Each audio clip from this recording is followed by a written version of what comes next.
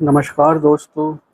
आज की जो एक कहानी है, ये है एक सच्ची घटना पर आधारित, जो 2008 में दिल्ली के पास एक शहर में हुई high profile double murder case से प्रेरित है, जिसे मीडिया में काफ़ी कवरेज मिला था, जिसे सुनकर आपके भी रोंगटे खड़े हो जाएंगे। तो दोस्तों, कहानी में आगे बढ़ने से पहले अगर आप चैनल पर पहली बार हैं, चैनल को सब्सक्राइब करें, वीडियो को लाइक करें, शेयर करें, कमेंट करें और बेल आइकन ज़रूर दबाएं, जिससे कि मेरे आने वाली हर एक वीडियो आप तक पहुंच सके और आप क्राइम से रूबरू हो सके। तो दोस्तों, चलते हैं, जानते हैं शुरू से आखिर तक पूरी घटना को।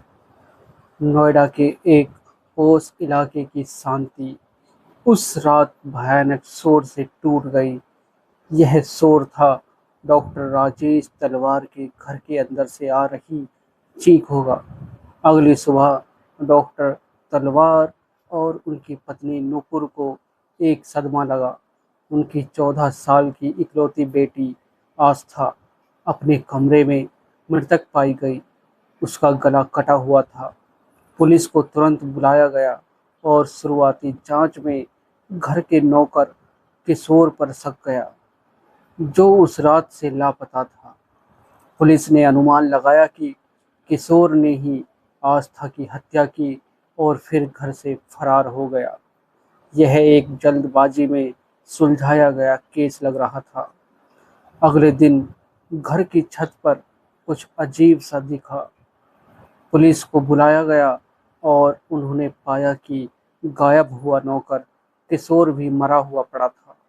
उसका शरीर एक कूलर की बोरी के नीचे छिपा हुआ था और उसका गला भी उसी तरह कटा हुआ था जैसे आस्था का।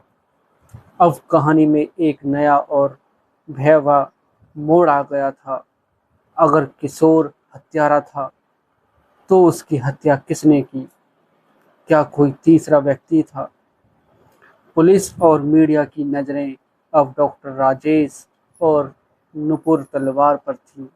दोहरे हत्याकांड की गुत्थी सुलझती जा रही थी। आस्था का कमरा अंदर से बंद था।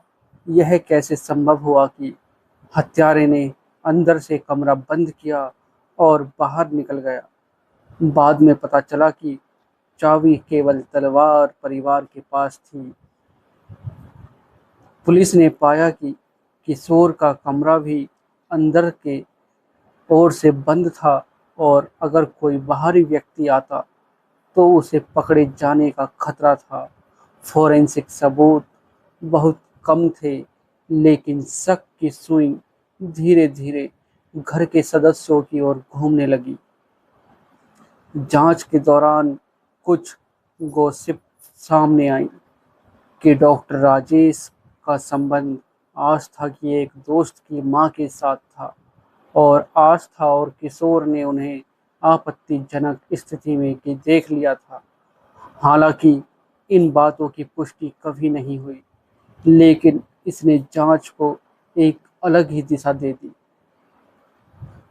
स्थानीय पुलिस की ढीली जांच के बाद केस को देश की सबसे बड़ी जांच एजेंसी सीबीआई को सौंप दिया गया। पहली टीम ने कहा कि डॉक्टर राजेश तलवार ने ही गुस्से में आकर आस्था और किशोर को मार डाला, क्योंकि उन्होंने दोनों को आपत्तिजनक स्थिति में देख लिया था। इस थ्योरी में सबूतों की कमी थी। दूसरी टीम को कोई पुख्ता सबूत नहीं मिला और उन्होंने कहा कि हत्या किसने की, यह साबित करना मुश्किल है और केस को बंद कर देना चाहिए। लेकिन सीबीआई के उच्च अधिकारियों ने केस को बंद करने के बजाय पहली टीम की थ्योरी के आधार पर डॉक्टर राजेश और नुपुर तलवार पर हत्या का आरोप लगा दिया। एक लंबी, दर्दनाक और हाई प्रोफाइल कोर्ट केस के बाद, जिसमें पूरा देश दो हिस्सों में बटा हुआ था। कुछ तलवार दंपत्ति को दोषी मानते थे, तो कुछ निर्दोष लोअर कोर्ट ने परिस्थिति साक्ष्यों के आधार पर राजेश और नुपुर को दोषी ठहराया और उन्हें उम्र कैद की सजा सुनाई। तलवार दंपति जेल चले गए। 4 साल बाद उन्होंने हाई कोर्ट में अपील की। हाई कोर्ट ने पाया कि लोअर कोर्ट द्वारा दिए गए सभी सबूत संदेह से परे साबित नहीं होते। अदालत ने कहा कि परिस्थिति जन्य साक्ष्य इतने मजबूत नहीं हैं कि किसी को दोषी ठहराया जा सके। डॉक्टर राजेश और नुपुर तलवार को बरी कर दिया गया, लेकिन कहानी का दुखद अंत यही था। वे निर्दोष साबित हो गए, पर उनकी बेटी की हत्या का रहस्य हमेशा के लिए अनसुलझा रह गया। आस्था और किशोर का असली हत्यारा कौन था, यह सवाल आज भी रात के अंधेरे में कहीं दबा हुआ है और शायद कभी सामने नहीं आएगा। यह घटना दिखाती है कि कैसे एक अपराध एक परिवार को पूरी तरह से तोड़ सकता है और कभी-कभी न्याय की गुत्थी हमेशा के लिए उलझी रह जाती है। तो दोस्तों, अगर आपको वीडियो अच्छी लगी हो तो वीडियो को लाइक करें, शेयर करें और कमेंट करें। दोस्तों, आज की जो ये कहानी है, इसको सुनाने का उद्देश्य किसी को परेशान करना नहीं, किसी का दिल दुखाना नहीं, बल्कि आपको क्राइम से रूबरू कराना है। सावधान रहें, सतर्क रहें।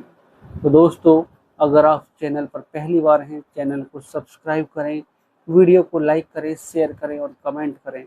बेल आइकन ज़रूर दबाएं, जिससे कि मेरे आने वाली हर एक वीडियो आप तक पहुंच सके और आप क्राइम से रूबरू हो सकें। तो दोस्तों, मिलते हैं एक और घटना के साथ। आज के लिए सिर्फ इतना ही। नमस्कार। जय श्री श्याम।